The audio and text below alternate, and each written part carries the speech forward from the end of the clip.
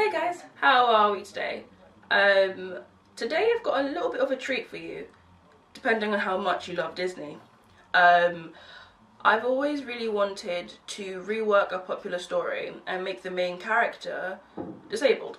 Um, Mainly because I think it's doable, and I think it'll be interesting to see how much a story changes. Because I think sometimes people have this perception that a story led by someone with a disability or a story about someone with a disability, then the story must be all about the disability, which isn't the case. Sometimes, yes, if you're trying to make a disability-led story, but you don't always need that. Sometimes you just want a story with a character who happens to be disabled. And I'm not really sure which camp this story falls into. Because I started it and I'm like, wow, this is interesting. But basically I'm reworking Cinderella, and I've got part 1 to show you guys today because I thought it would be nice to split it into parts. I think I'm going to do 3 parts because I didn't want to sit here for 20 minutes just reading to you because that would be a bit boring. But yeah, sorry, I'm looking at my laptop. But yeah, I won't delay it any further. If you do like it, please give me a thumbs up. Comment down below your thoughts, whether you think it's something that I should continue or something that I should please drop it and never mention it again. Whether you think the story should go in a different direction. We could easily shape the story together. That would be quite fun actually, I think. But yeah, let me know what you think. And subscribe so you don't miss out on my videos, because I'm posting more often now. 2 videos a week for the last 2 weeks. I'm very proud of myself because I thought I would never be able to do that. So yeah, without further ado, enjoy the story. Love you guys. Bye!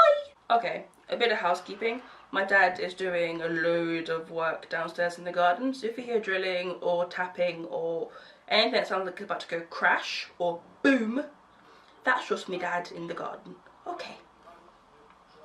Once upon a time, in a faraway land, there was a man awaiting the birth of his child. All through the night he stood outside, listening to his wife's cries as the village midwives tended to her in their small forest cottage. Then, as dawn broke, silence fell for just a moment, and then the cries of a baby rang through the trees. The man was overwhelmed with joy. He laughed, he cried, and thanked the gods for this blessing. He ran into his home with a smile so big it could be seen from the heavens, but the looks on everyone's faces were crashing him back down to earth. He slowly approached his wife, baby in her arms, and was afraid to ask what was wrong. But then he saw a beautiful baby girl with crystal clear blue eyes, a nose as cute as a button, and a smile that could turn night to day. And where 2 straight kicking legs should have been, where 2 limbs curved at very odd angles, with feet and toes curled in, as though hiding from the cruel world they were born into. He picked up his daughter, held her close, then let out a raucous laugh. Had a feeling you weren't going to be a straightforward kid. It's not funny, the wife said. Her legs, look, her life won't be the same as everyone else. Of course not. And we need to accept that. But what you have yet to notice, my dear, is that she has your eyes, which means she has the eyes of the strongest woman I know. She'll be fine. The mother looked down on her daughter, letting go of the life she imagined for her, and smiled.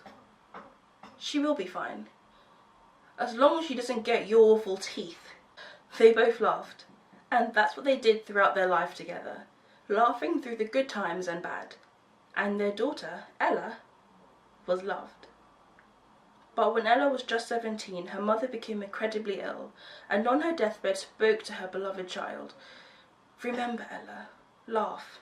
Always laugh, and nothing will ever hurt you. You are my daughter, a strong, beautiful, able woman who can do anything she puts her mind to. And with that, she died. Before next summer, Ella's father was remarried to an older woman who had 2 daughters. They never laughed, never smiled.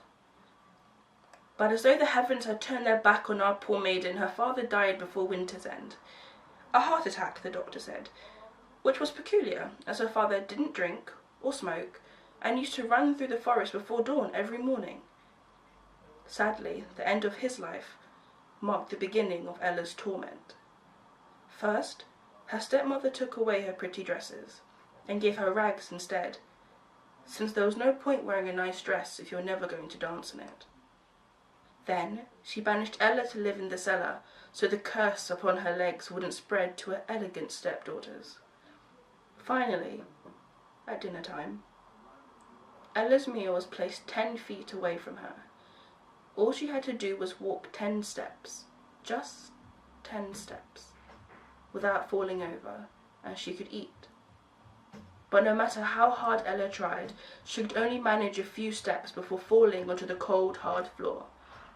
So every night, Ella would watch as her stepmother tossed her meal into the fireplace.